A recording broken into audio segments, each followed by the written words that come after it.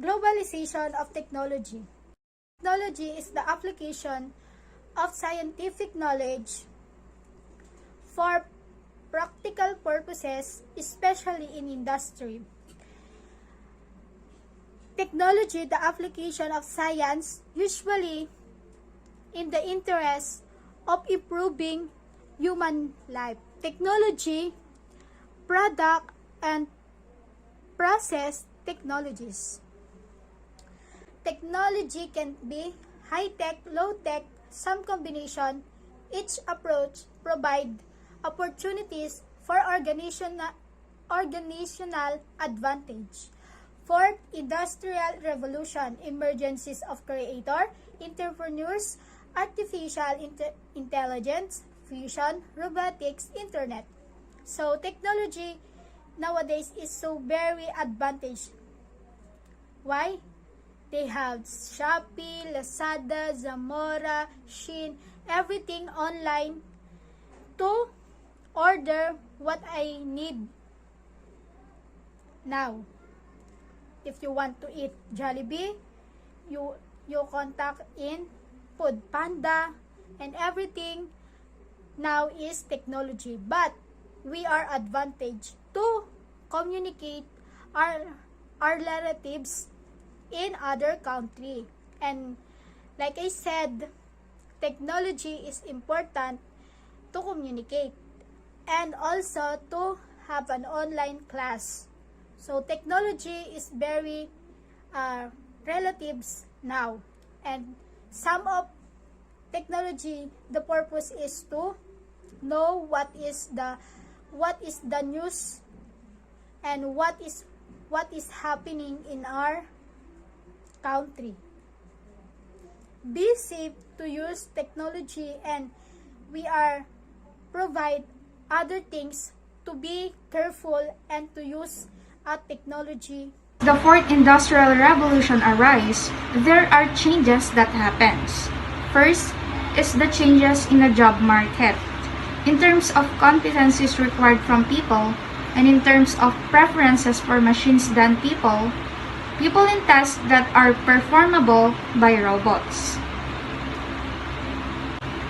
Changes in the nature of threats and vulnerability, or cyber security issue, as we become more reliant to digital technologies.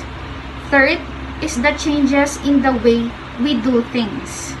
And lastly, unanticipated impact to basic services and sectors, such as education, health, and environment. Next, there are 5 historical commonalities of technological development. The first one is the work of human has been supplemented, substituted, or implied by technological change. This process now affects how the knowledge works. The second one is the importance of technology has been increased over time, while the third one is the rate of innovation has increased markedly over time. Fourth one, the innovations and breakthrough often occurs in clusters.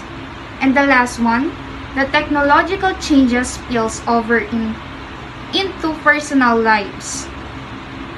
Diffusion, process by which innovations, be they new products, new processes, or new management methods, spread within and across economies. Technology diffusion can be defined as the process by which innovations are adopted by a population. For example, a society may have adopted the internet faster than it adopted the automobile, due to cost, accessibility, and familiarity with technological change. Technological globalization, the increasing speed of technological diffusion across the global economy. It refers to the spread of technologies around the globe, and particularly from developed to developing nations. Technoglobalism is a social theory that aims to explain globalization using the spread of science and technology. Technology is the vital force in the modern form of business globalization. Technology has revolutionized the global economy and has become critical competitive strategy. It has globalized the world, which drive all the countries to more ethical standards. Let's take a look with the technological trends in the age of globalization. Information and communication. The emergence of the Internet of Things, IoT, makes human-computer interaction speedier and more reliable, making it possible to manage very important services such as transportation, healthcare, and security.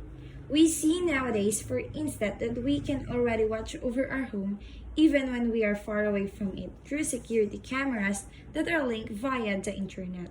A doctor from another country can provide professional advice or, in some cases, can even conduct medical procedures to a service user in another place.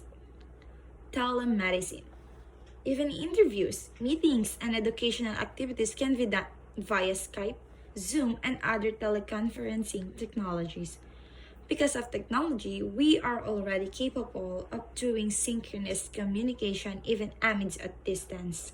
At the same time, when the one we need to talk is not available, it is possible for us to engage in asynchronous communications, such as when we leave messages through emails and messengers that our friends and families can respond later on. Transportation. Transportation technologies have become more prevalent, with more people being able to avail of their own private vehicles. Some countries were also able to establish reliable and efficient public transportation system. Architecture, energy, and the environment. A movement toward green architecture as an impact of the recent clamor to address ecological breakdown. Green energy or renewable sources such as wind, hydropower, etc. Carbon credits, the allowable amount of carbon emission that a country can have which can be used in the carbon trade. New business models have also emerged in recent years. Entrepreneurs bring in their businesses into the electronic world, so the birth of e-commerce, online platforms such as Shopee, Lazada, and Amazon are made available where you can buy and sell products. Even businesses with physical stores are putting up online platforms to extend their reach. Social network media such as Facebook, Twitter, and Instagram are used as marketing and advertising tools. Banks have also put up electronic platforms where clients can hold transactions, bills payment, and money transfer without having to appear physically in a physical banking infrastructure. Of space science is encompasses the all disciplines that involve space exploration and study natural phenomena and physical bodies occurring in outer space such as space medicine and astrobiology. So the first wave of the space exploration in the 1960s mass has changed in our space technologies as nation-states invest this kind of issue. National Aeronautics and Space Administration or NASA 2018, the U.S. agency responsible for the space explorations, revealed that exceeding years because there will be eating attempts to efforts to know a responsibility of life of Mars. Let's proceed to the all robots and nanotechnology. The contemporary world has witnessed how technology nowadays can afford some of human capacities through the use of computers and machines. When Sophia Bot has humanoid robot came to the fore and has triggered discussion as to would be direction of humanity in the era of Al, and what used to be found in only figment of our imagination as reflected in movies are now becoming possible, and we are able to manipulate particles at the atomic molecular levels. We are able to create very minute particles that may influence and that other substances found in the living cells.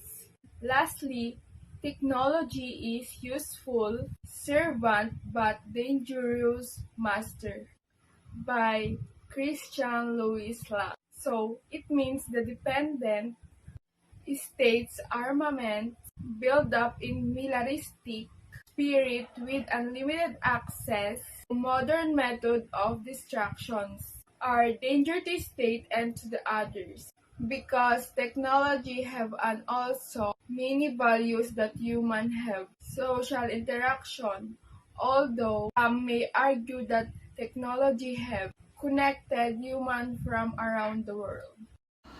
Humanity is the creator of technology. As humans realize that there are problems and obstacles to their aspiration for a better life, technologies will continue to emerge in the age of globalization, where new needs and concerns are being recognized and realized. It is expected that new technologies will also come to the fore, facilitated by the flows of goods and services, which is characteristic of globalization. Technology diffusion is a probable occurrence. In this lesson, we have discussed various technological developments and reflected on the implication of this advancement in the age of globalization.